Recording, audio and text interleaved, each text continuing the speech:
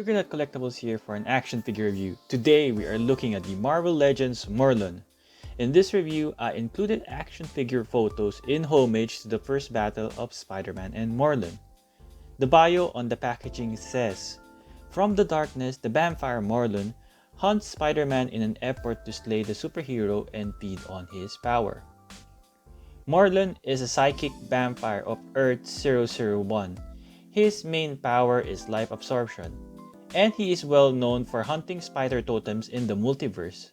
So there is a potential that he may soon appear in the MCU. Out of the packaging, Morlun comes with an alternate head, a somewhat relaxed head sculpt with a grin, and the other head sculpt is angry with his nose pulled back, probably from breathing heavily, and gums showing above his teeth.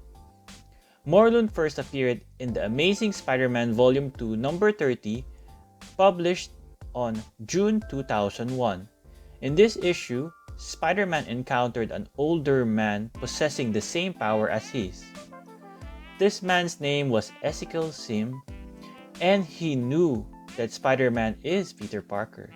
He asked Peter if he got his powers from the radiation in the spider, or did the spider give him the power before the radiation killed it. In a docking bay nearby, a ship arrives with Morlun, who is very weak. Aided by his human assistant, Dex, he fed on a German superhero.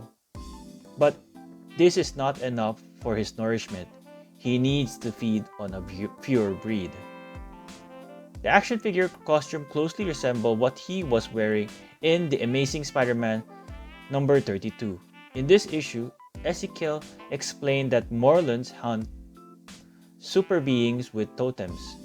Morlun needs to feed on him because he is the real deal. Spider-Man is the real deal. Peter acquired his power in a pure manner. It was given to him freely by a spider.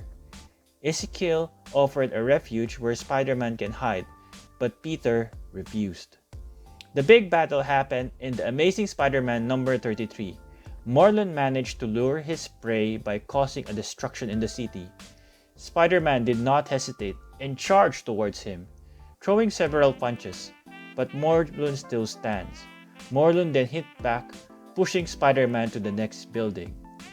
Spider-Man was surprised because he has been beaten by stronger and bigger opponents, but Morlun hits the hardest. Morlun then explains what he is doing to Spider-Man. He says that he will not tire and he will exhaust Spider-Man down. What he is doing is necessary. It's nothing personal. Spider-Man kept hitting Morlun, but Morlun keeps on coming. Morlun does not talk. He does not snarl or yell or gloat. No threats or mockery. Spider-Man went up, assuming Morlun cannot fly.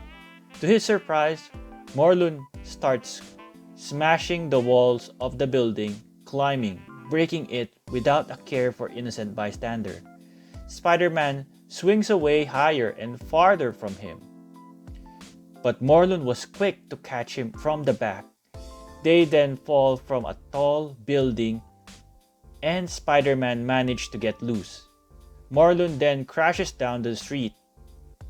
A bystander approaches Morlun checking if he is okay.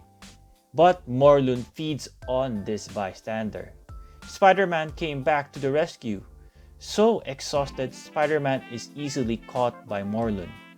Not giving up, Spider-Man managed to kick back and escape from Morlun.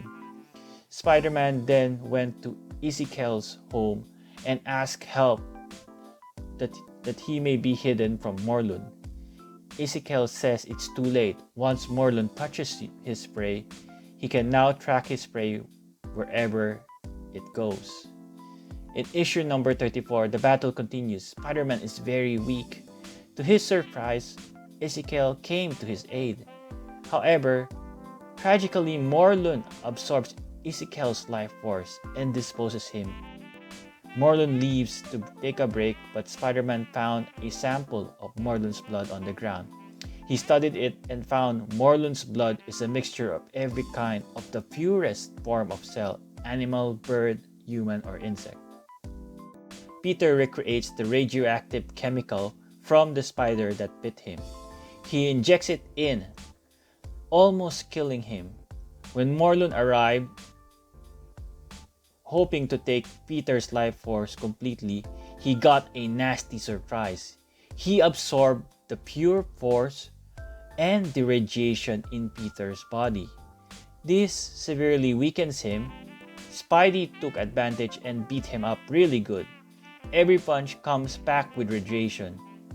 Morlun concedes and made an oath not to hunt him down anymore. Spider-Man was shocked to see that Morlun's appearance has changed to a vulnerable state. Spider-Man held back, but it was Dex, Morlun's assistant, who fired the fatal shot. Dex told Spider-Man he just wanted to be free from Morlun, who bullied him all these years. This is what Spider-Man can relate to, and he lets Dex go. Figure is 16 centimeters or 6.3 inches. Here is a series of Marvel Legends size comparison beginning with Wolverine and Spider-Man, PHOEBE, CUCKOO, and SHRIEK. SHRIEK's action figure review is available in my channel. Carnage and Venom, KINGPIN and MAESTRO, 7-inch scale Marvel Select comparison beginning with Unleash Hulk and PSYLOKKE, RHINO and Venom, Colossus and Juggernaut. Looking closely at the figure, Morlun has a pale skin, not completely white like other vampires. His eyes are red. Similar to other suited Marvel Legends action figure, his torso is covered by a black jacket piece and a silver vest. Underneath is a shirted body. He has a navy gray-like pants and a black dress shoe. He comes with open palms with red suction-like dots, as you can see here. Comparing with other civilian dress action figures, you can see how certain parts are reused and repainted by Hasbro. As you can see here with the hood, it's exactly the same pants.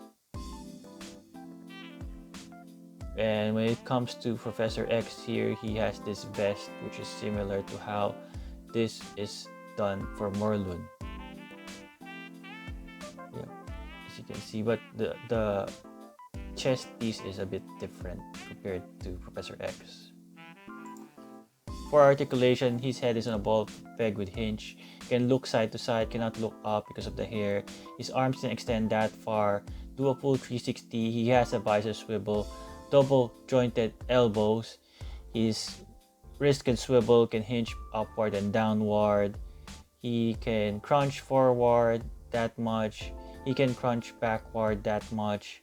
He has a waist swivel right here.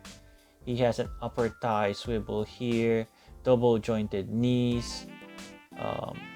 He has a swivel on his ankle. He has an ankle rocker, can hinge forward and back, can do a split, and he can kick that far forwards and kick that far backwards. For an obscure character, Hasbro added the necessary details and gave the necessary set of two heads, namely a relaxed head sculpt and an expressive one for battle. It would be nice to have alternate punching hands. With a very unique skin tone, it is a bit hard to use other action figures' close-face hands for this figure. Overall, a well-done figure for an intriguing character that may soon appear in the upcoming movies or TV shows. Thank you for watching. If you've enjoyed this video, I hope you can share it to others. Please do like, subscribe, comment, and ring the notification bell. Stay safe.